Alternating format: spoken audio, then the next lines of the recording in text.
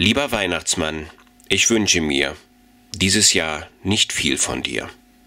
Von den materiellen Gaben will ich nicht mehr so viel haben. Ich wünsche mir einfach hier auf Erden, dass die Menschen netter zueinander werden. Kein Krieg mehr auf der Welt und kein Streit, keine Hungersnöte, kein Elend und kein Leid.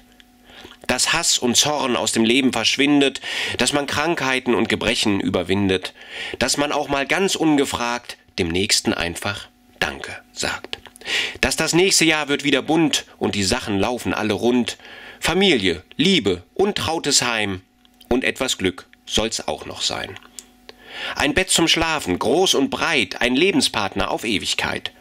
Etwas zum Essen auf dem Tisch und Wasser, das tagtäglich frisch. Luft zum Atmen ohne Gift und Gase, ein frischer Wind um Geist und Nase.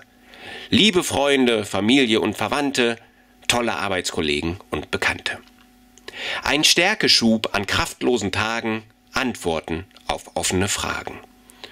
Eine fröhliche und herzliche Welt, das ist es, was mir so alles gefällt.